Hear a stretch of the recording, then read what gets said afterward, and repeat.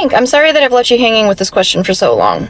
As somebody who lives in a country that famously hates Arabs, I find this question a little bit weird, but I feel like I spoon-feed you too much information, so I'm going to empower you with an assignment. Learn about the Arab slave trade, actually learn about chattel slavery in the United States, recognize who continues to harm black people in the United States today, and the answer will magically appear. If after completing the assignment you still don't know the answer, just take the L. I can't help you. I never said that I was a panacea for SOS.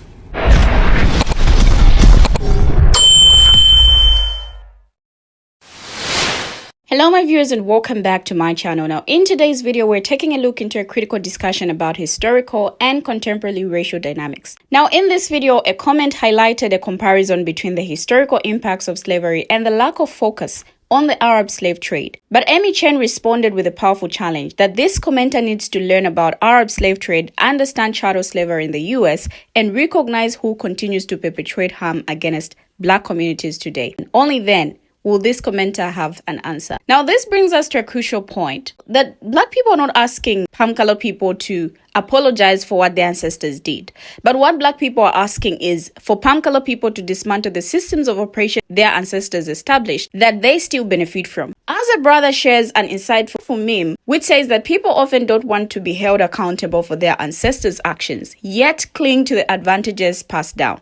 Now we'll explore why this systemic inequality persists and examine the belief that some may view themselves as superior and thus justifying ongoing oppression. So stay tuned as we unpack these vital issues and their impact on our society. Let's take a look at the videos. I will be right back. Dear white people, no one is asking you to apologize for your ancestors. We're asking you to dismantle the systems of oppression they built that you maintain and benefit from. Now the question becomes, do you understand how you maintain and benefit from these systems of oppression? This reminds me of a meme I used to love. It said that particular people do not want to be blamed for their ancestors' actions, but they sure as hell don't want to let go what their ancestors left for them. If you inherit a business and you believe the profits is the only thing you taking on and you ain't taking on none of the debt, it's kind of crazy. Do you understand how trust and distribution of wealth and how we pass things from generation to generation? I don't understand why this concept is so hard to grasp. In closing though, nobody blaming you for nothing. We just think it's your responsibility to help us deconstruct the systems that you maintain and benefit from. Amen. Education is elevation. The problem exists because white people think they're better than black people and they want to oppress us and they want us to allow ourselves to be oppressed. This is the big, I agree with you perfectly. This is the basic problem. Then what do you that white people think they're better than others. I can't solve the problem. You guys pull the strings that close schools. You guys that keep our kids restricted to the ghetto. You guys write up the restrictive covenants that keep us out of houses. So it's up to you to talk to your brothers and your sisters and persuade them that they have a responsibility. We've assumed ours for over 400 years, and we're tired of this kind of stuff now. We're not going to suffer patiently anymore. No more turning the other cheek. No more blessing our enemies. No more praying for those who despitefully use us. We're going to show you that we've learned the lessons you've taught us. We've studied your history, and you did not take over this country by singing "We Shall Overcome." You did not gain control of the world like you have it now by dealing fairly with a man and keeping your word. You're treaty breakers, you're liars, you're thieves, entire continents and races of people. Then you wonder why these very people don't have any confidence or trust in you. Your religion means nothing. Your law is a farce, and we see it every day. You demonstrated it in Alabama, and I can say you because you're part of the whole system. You profit from it. In fact, you make your living from it. You couldn't walk around and talk to people, stand up in your pulpit on Sunday and preach nice little songs and say, now we're going to give thanks to the Lord for he is good and old Jesus be among us. As far as we're concerned, your Jesus is contaminated, just like everything else you tried to force upon us is contaminated. Well, so you can have him. And here's what I'll say. I wish you would follow Jesus like we followed him. Because if you did that, then we'd be in charge tomorrow. I think the problem is so bad that we can have no understanding at all. You think it's gotten to the point where there can never be that reconciliation? No. You talk about justice, and it means one thing to you, and we talk about it and means something else to us. And it'll always be that way. And I'd like you to know I have a terrible feeling against preachers because I think you guys are the ones who are largely responsible for the problem in the first place. And you can accept it or not any way you choose. And for you, this may be an excursion, you know, across the line. What about the person that wants to listen? I genuinely feel that I want to listen. Well, if you listen and try to do something, you get kicked out of your church. See, that's the way your people are. Well, we can make changes. God bless you, little brother. Come back and see us again sometime. And don't look back in anger. Thanks for taking it so well.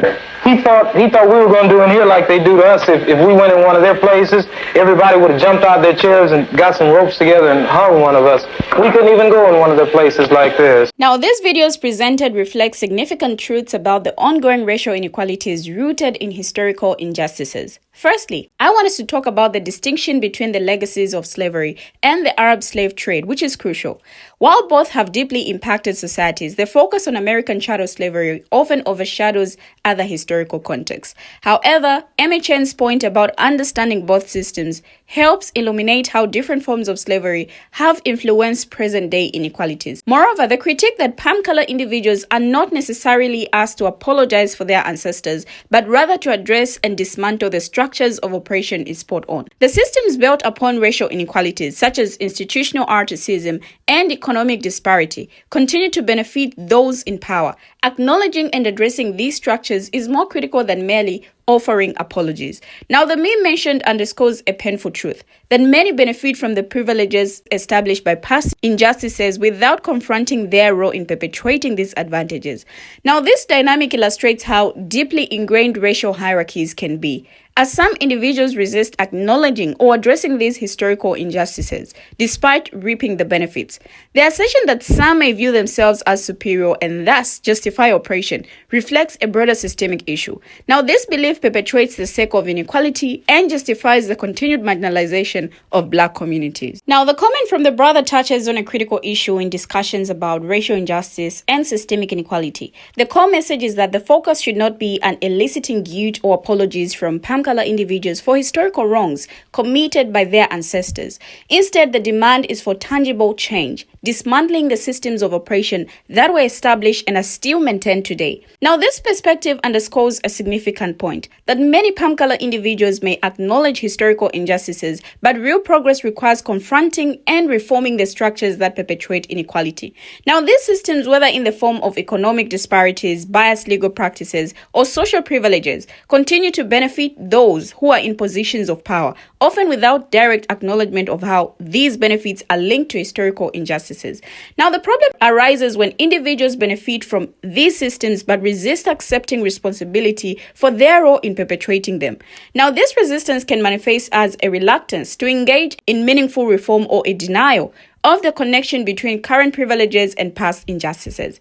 Essentially, it's about reconciling the enjoyment of benefits with a refusal to acknowledge the origins of those benefits. Now, addressing this issue requires more than just symbolic gestures or expressions of guilt. It demands concrete actions to dismantle inequitable structures and ensure fair treatment for all. Now, this shift from focusing on apologies to enacting systemic change is crucial for creating a more equitable society and truly addressing the legacy of historical injustices. Now, MHN's call to learn about the Arab slave trade and American chattel slavery encourages a more nuanced understanding of how different forms of oppression have shaped contemporary inequalities, recognizing the persistence of these systems and how they benefit certain groups today is vital for meaningful change.